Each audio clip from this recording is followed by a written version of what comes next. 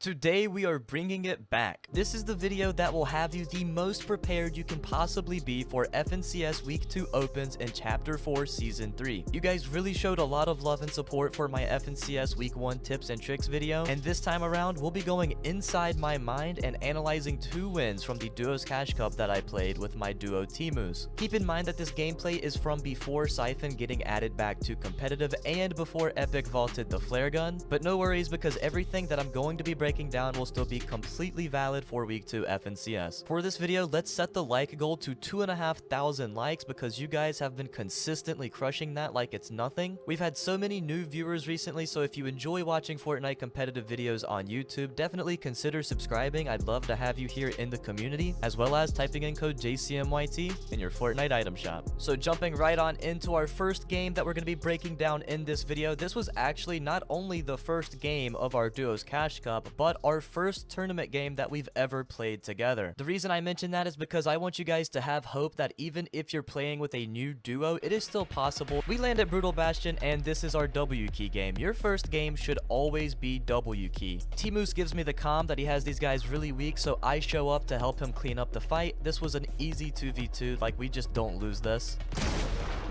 Wasn't that behind the wall? Dead. Nice.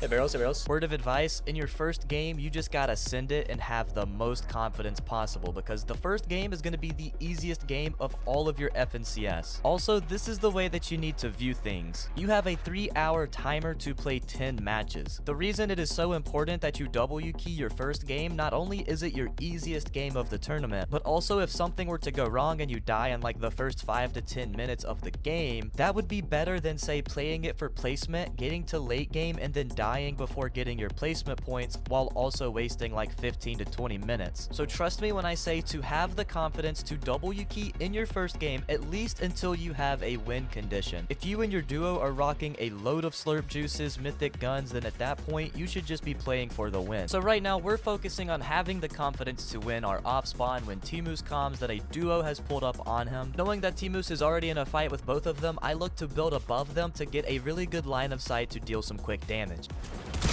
Back clicking. Dead. Nice. Other one's inside. Knocking down. Back him. 30 white. Dead.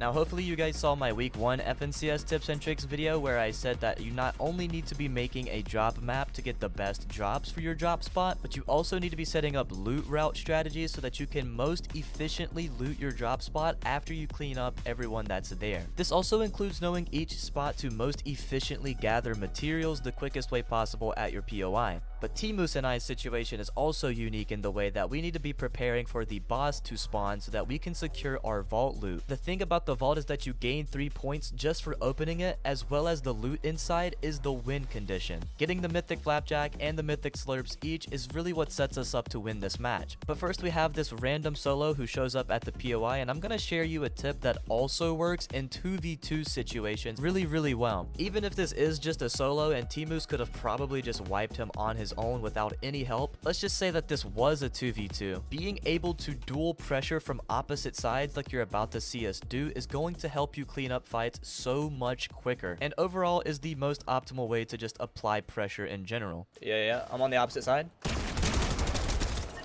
You're crazy.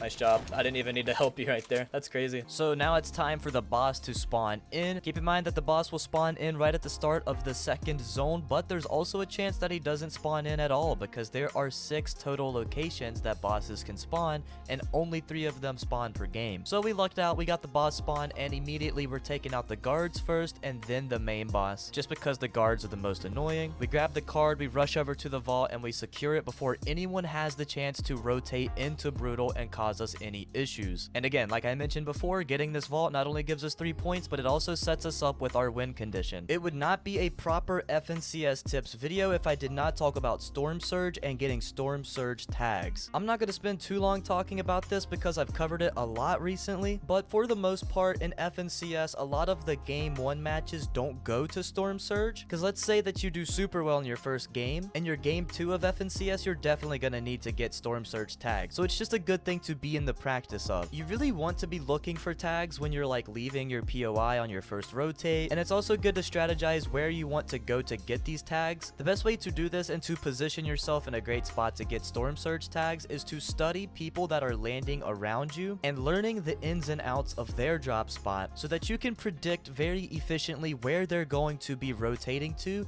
at the time that you're rotating. This is how you can know where to go and where to set yourself up to get easy tags. But let's advance on to the next tip, because this one is honestly one of the most important ones in the entire video. 5 to 10 seconds before third zone reveals, you need to be preparing to get to your cache loot instantly. Now, it may vary depending on where your drop spot is, but since we have pads all around Brutal Bastion, Timus and I set ourselves up to hit a launch pad right when third zone reveals. That way we can be the first duo to land on our loot cache and guarantee our slurp juices. This is how we get more than 2 slurps apiece. Now, like I said, your drop spot may be elsewhere. You just need to know the best form of mobility that's near your drop spot so that you can be the very first duo to get your cache. That is absolutely necessary. Now, at this point in the game, in an FNCS Game 1 lobby, there's probably going to be around 30 to 40 people alive still, depending on how many people are keying your lobby. So I know that right now in this first game of the Duos Cash Cup, it's a relatively smaller lobby size. But what you're about to see right here is still exactly what you want to do in your FNCS Game 1 lobby. As the IGL, I'm taking Timus to a position where we know we can easily take a fight and win the fight. Seeing that zone pulled onto this frozen lake, I position us right on the inside of the zone, right in the middle of the frozen lake, because I know that we can use the ice to move around faster if we need to. We set up in this brick base and we see that this duo is on the edge of zone and that there's likely not going to be another team here on this exact same edge that's going to be really a threat to us while we're trying to take these guys out. And since we're loaded on ammo with double mythic flapjack, we just unleash on this team multiple flapjack clips on this duo until eventually we ended up knocking one.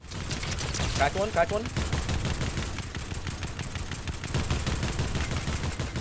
Cracked him again. I'm reloading. This solo? Yeah, no, it's a duo. Keep spraying though.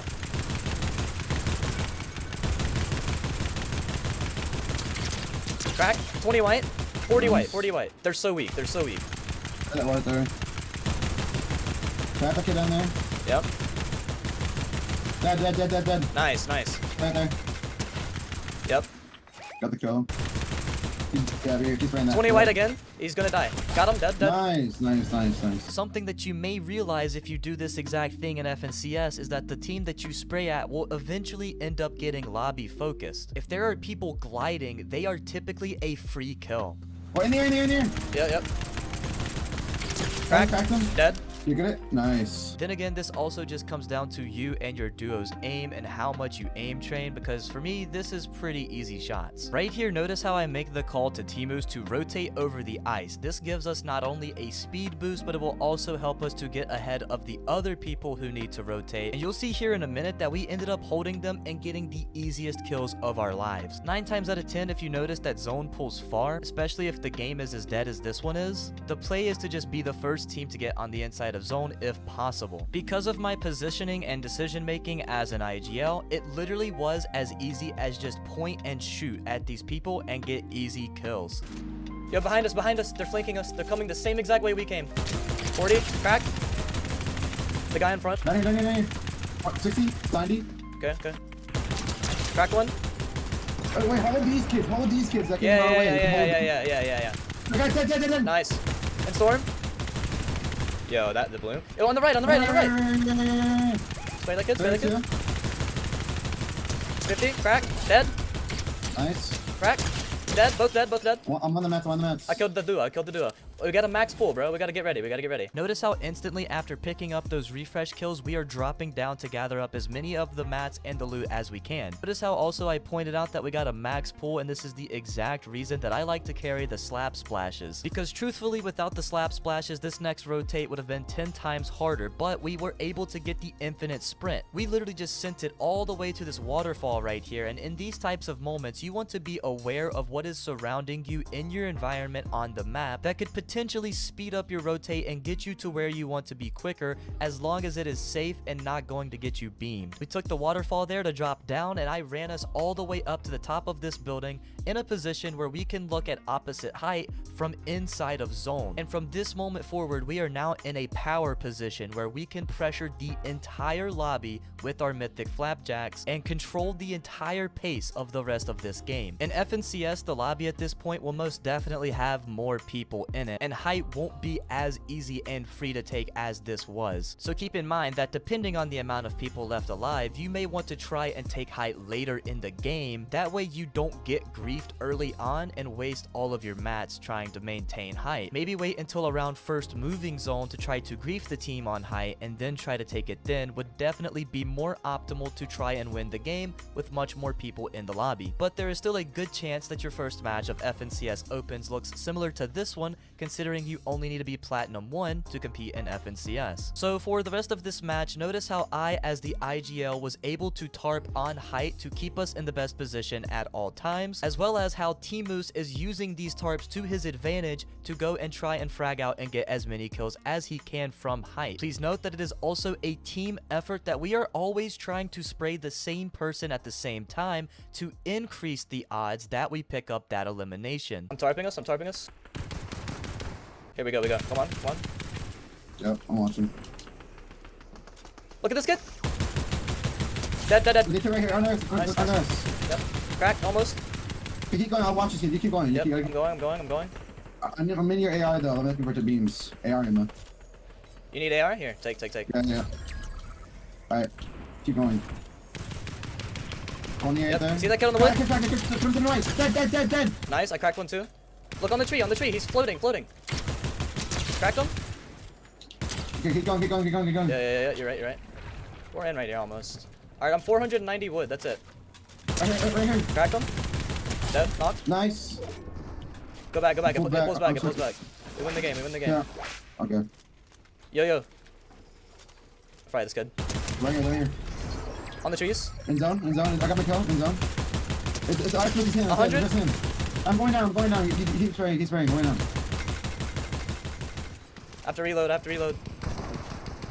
You're crazy, bro. Let's go, You're baby! crazy, bro. Like I said before, that was the first ever tournament match that I played with T-Moose, and that was a 16 kill win in a duos cash cup. Pretty fire. I really do believe that the majority of the principles from that game can be applied in the first lobby of FNCS as well, even though you may experience slightly more people alive than that. So now that we've broke down game 1, let's break down our second win that we got in this tournament, and this one was in higher elo, meaning the opponents were much higher in skill. I believe this was our 4th or 5th match of the tourney, and it put us around the top 200 afterwards, which, if you didn't know, was the exact number that you need to qualify for semifinals. In this game, we had Brutal Bastion all to ourselves. If you get this case in your tournaments, you want to capitalize on this 100%. The way we went about this was we split the POI between the two of us so that we could loot it more efficiently and faster. That way, when it came time for the boss to spawn, we were both already stacked on loot. Luckily enough for us, the boss did end up spawning, and we were able to grab our vault completely uncontested. At this point in the game, we already knew that we were at least going to drop a top 3 in this game. When it came time to rotate, we used our exact same launch pad strategy to get instantly to our loot cache, and we were able to secure it in the gold variation. So now we are entirely stacked to win this game. It is only up to us to play our positioning perfectly and not take any stupid fights, make it to late game, and win the match. However, immediately after capturing our cache, we noticed a team based up so close to us, I imagine they were probably going for their cache as well. And I wasn't aware that T-Moose had gotten somewhere in the amount of time that he did, so when I ended up trying to get to T-Moose, I ended up getting caught in a pretty sticky situation. And even though I ended up going down, T-Moose ended up clutching so hard because he was wise enough to use me as bait. And yes, I know how funny that sounds, and that is not the optimal way to win a fight, but it was very, very smart from the fragger mindset for him to do this, because it allowed him to pick up both of these kills and save our game. Different situations require different calls to action, and he ended up answering the call. I'm just, dude, come to me, please. Probably dead. Dead.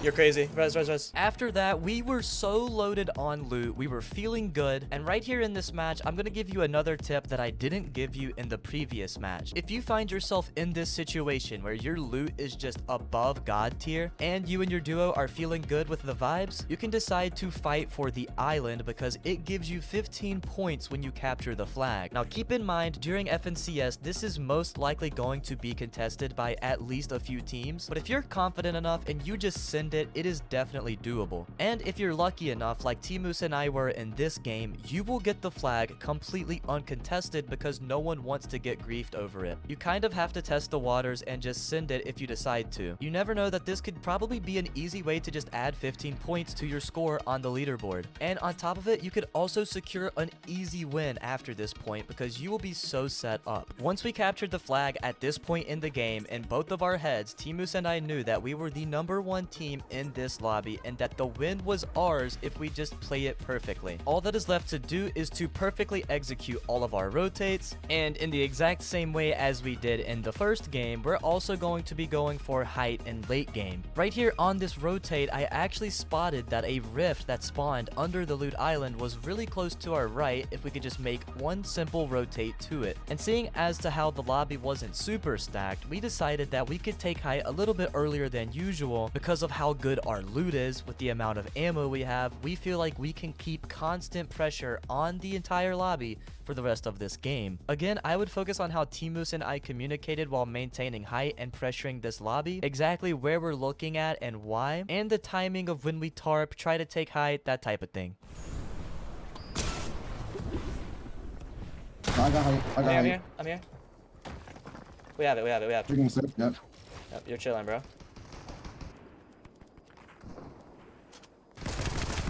Right here, green, dead. Nice. Right here, Dead.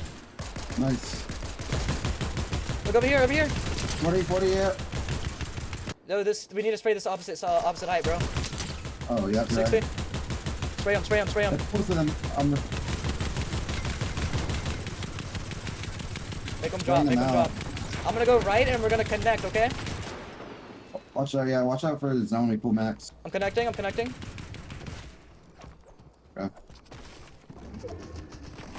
We're good, we're connected. I only have 3 stars, by the way. Take this ammo. It's all I can split. I picked it back up here. I'm Alright, you got it. Right Practice kid below us. Fire out. 30 on one. I'm connecting. I connected Okay. this. Yeah, you're good. We need a drop. We have to. Too many You people. can just I connected this. We're good. Okay, stay up then. Yep. Can I get these buildings and we're good? There's a rift down there. Wait, trust. Oh, we can just rift to the island, dude, and connect off of it. Go down. Where is it? Right here. I fell, bro.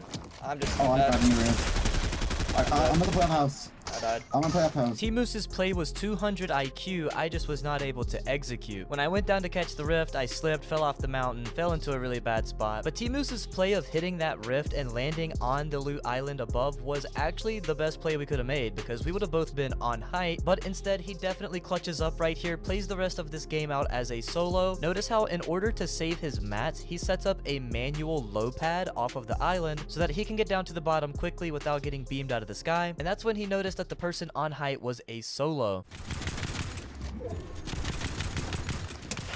Nice, bro. Everyone killed themselves on bottom.